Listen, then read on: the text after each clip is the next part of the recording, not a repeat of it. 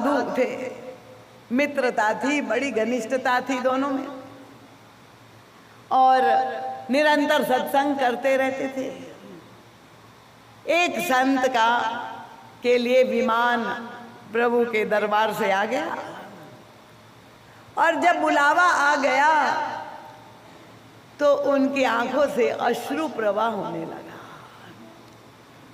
अश्रु प्रवाह होने लगे तो उनके मित्र को चिंता हो गई कि भाई इतना बड़ा संत, भगवान का भक्त, अभी क्या जाना पड़ रहा है, तो मोहग्रस्त है, ये सब छूट रहा है, घर परिवार संसार, इसलिए रो रहे हैं, क्या बात है, आंखों में अश्रु क्यों हैं?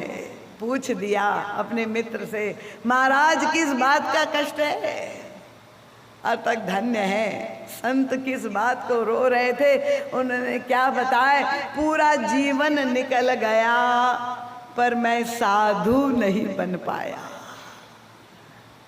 यही पश्चाताप, सारा जीवन कबहु कहो यह रहनी रहूंगो। संत स्वभाव मेरे अंदर कब आएगा, मैं कब साधु बनूंगा? ये संतत्व क्या है? ये संतत्व जो गोस्वामी तुलसीदास जी कहते हैं, कामादि दोष रहितम कुरुमान समच, मेरे अंतःकरण में वह पवित्रता आ जाए, क्योंकि प्रभु की कृपा तो सब पर बरस रही है। संत की कृपा भी सबको, गोस्वामी जी से पूछा गया संत कहाँ मिलेंगे, उन्होंने एक ही दावा कर दिया, सब ही सुलभ, सब दिन, सब देशा। कोई ऐसा व्यक्ति नहीं जिसको संत की कृपा प्राप्त नहीं हो सकती, दावे से मानस कह दिया। सेवत सादर समन कलेशा, संत तो मिल जाएंगे पर संत की सेवा करना आवश्यक है, यही मानस हमें सिखा रही। और सेवत सादर समन कलेशा, आपके अंतर जीवन के सारे पंच क्लेश वो संत की कृपा से मिट जाएंगे।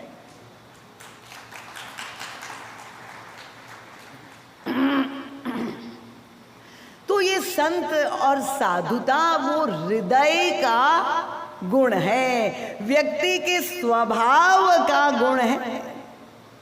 संत का स्वभाव कैसा होता है? देखिए यहाँ ये प्रश्न उठाया है सप्त प्रश्न में, संत असंत भेद तुम जानो। कल मैंने आपके सामने ये बात कही थी कि काल कर्म कृत दुख का समाधान कौन है? एक ही समाधान है, क्योंकि गोस्वामी तुलसीदास जी ने दुख के 4 कारणों का निरूपण करते हुए क्या, फिरत सदा माया कर प्रेरा, काल कर्म स्वभाव गुण घेरा। तो जो प्रारब्ध कर्म का दुख है उसका समाधान मानस ने दे दिया और हमें प्राप्त हो गया। अब जो स्वभावकृत दुख है, जो गुणकृत दुख है, उसका समाधान क्या है? उसका भी बहुत सुंदर निर्देश मानस में गोस्वामी जी हमारा मार्गदर्शन करते हैं। उनका संत असंत भेद तुम जानो। अब गोस्वामी जी का साहित्य बेजोड़ है, इतना विलक्षण है। उन्होंने ये 2 प्रश्न हैं, संत का स्वभाव, असंत का स्वभाव, दोनों की परिभाषा, 2 प्रश्न का उत्तर उन्होंने संयुक्त रूप में एक ही में दिया, एक ही उत्तर दिया। एक ही लक्षण है, संत का भी वही लक्षण है और असंत का भी वही लक्षण है। सबके कान खड़े हो गए जो मानस नहीं पढ़ते हैं। ये गोस्वामी जी की अद्भुत शैली देखिए, आनंद, क्या विलक्षण प्रस्तुति है। गोस्वामी जी कहते हैं दोनों को एक ही वस्तु प्रिय है, संत और असंत दोनों को क्या प्रिय है? उनका दोनों ही दुख के प्रेमी है। संत को भी दुख प्रिय है और असंत को भी दुख ही प्रिय है। तो कोई अंतर नहीं है उनका, नहीं अंतर है, बस एक ही अंतर है। क्या? उनका संत सही दुख परहित लागी। दूसरे को सुख देने के लिए संत बड़े से बड़ा दुख अपने जीवन में स्वीकार करते हैं। संत सहहि दुख परहित लागी, और असंत भी बड़े से बड़ा दुख सहते हैं। पर क्यों? उनका पर दुख हेतु असंत अभागी। दूसरे को दुख देने के लिए जो बड़े से बड़ा दुख लेते हैं उसको असंत कहते हैं। समझ में आ गया? ताली कमजोर है। आप लोग सब जग रहे कि नहीं, कि पीछे वाले सो गए? ये स्वर पीछे तक जा रहा है ना। ये आत्मनिरीक्षण के क्षण है। हम सबको अपने हृदय में झांकने का अवसर गोस्वामी तुलसीदास जी ने मानस रूपी दर्पण में दिया है। दोनों दुख के प्रेमी हैं, दोनों ही दुख सहते हैं। देखिए, संत और असंत में समानता।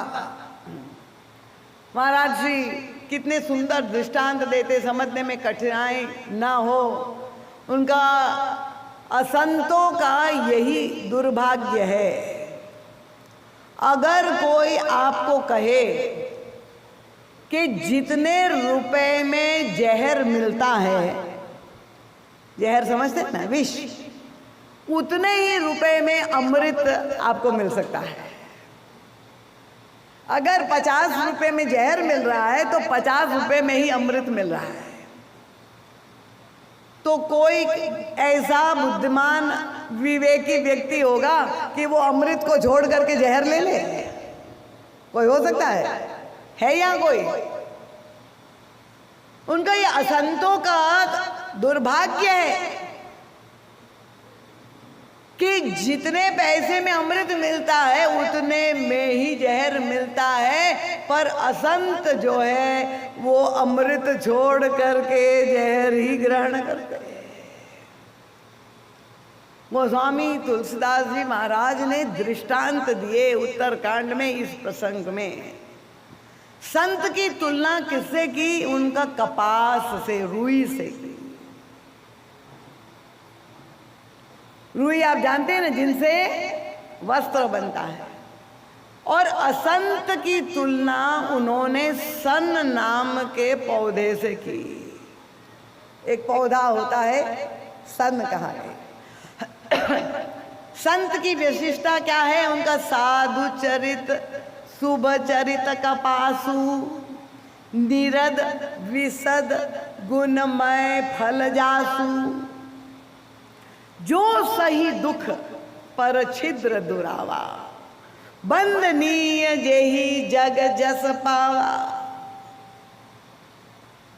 जो वृक्ष में से निकलता है कपास, वो कपास को वस्त्र के रूप में परिणित करने के लिए वो कपास के ऊपर कितनी प्रक्रिया होती है, कितना उसको कष्ट सहना पड़ता है, तब जाके वो वस्त्र बनता है। उनका संत का चरित्र क्या है? उनका वो बड़े से बड़ा दुख सहते हैं। क्यों? पर छिद्र, दूसरे व्यक्ति के दोषों को ढकने के लिए वो बड़े से बड़ा दुख स्वीकार कर लेते हैं। और असंत की तुलना में किसका ध्यान, किसका दृष्टांत दिया? उन्होंने कहा सन एक पौधा है। इस पौधे का उपयोग है क्या है? रस्सी बनाने के लिए उस पौधे का उपयोग किया जाता है। रस्सी आप जानते हैं ना, बांधने के लिए। अब ये रस्सी बनाने की प्रक्रिया क्या है? आप लोग जानते हैं, गांव देहात में तो होता है, ये पौधा को पहले काटा जाता है, काट करके फिर उसको पानी में डुबाया जाता है। और डुबाया ही नहीं जाता है, उसको सड़ाया जाता है पानी में। और जब वो सड़ जाता है तब उसको निकाल करके कूटा जाता है, पीटा जाता है, ऐसे पीटा जाता है, उसकी खाल उधेड़ी जाती है। और एक एक इसका रेशा अलग जब हो जाता है तब उसको ले करके एक रस्सी बनाई जाती है। तो ये किसी कवि तो सबसे बात कर लेते हैं, परम पूज्य महाराज जी तो सब कवि हृदय थे। सन को जाके किसी ने कहा, भाई तुम्हारे जीवन में कितना कष्ट तुमको सहना पड़ रहा है, पहले तुम्हें काटा गया, डुबाया गया, पीटा गया, सड़ाया गया, कितना कष्ट तुम्हें सहा। तो उसने कहा, मुझे जो भी दुख हुआ कोई बात नहीं, पर अंत में मेरा उपयोग दूसरे को बांधने में किया गया। अच्छा हुआ संतों के लिए ताली नहीं बजाई हमने।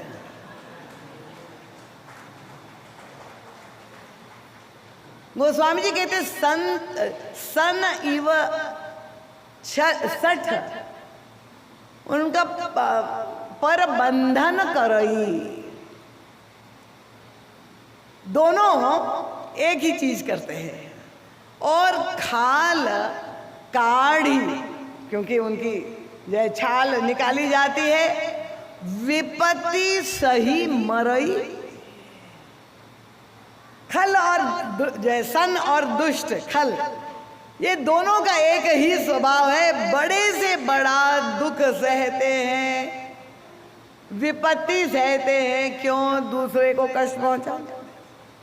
वो स्वामी तुलसीदास जी ने कहा, असंत के लिए मक्खी का दृष्टांत दिया। देखिए दो मानस में यहाँ इस प्रसंग में आते हैं। परहित घृत जिनके मन माखी। मक्खी उड़ रही थी, उसका स्वभाव है जगह जगह पे उड़ करके, पुष्पों पर बैठे तब तक ठीक है, पर वहां घी का बर्तन था। कवि ने उस मक्खी को कहा, भाई वहां मत तुम उड़ो जहां पर घी है, कहीं तुम उसमें गिर गई तो डूब जाओगी, मर जाओगी। मक्खी ने क्या जवाब दिया? देखिए यहीं पे स्वभाव, उसने कोई बात नहीं, मैं अगर घी में पड़ गई मर गई, पर वो घी भगवान की पूजा के काम तो नहीं आएगा। परहित घृत जिनके मन माखी, ये असंत का स्वभाव।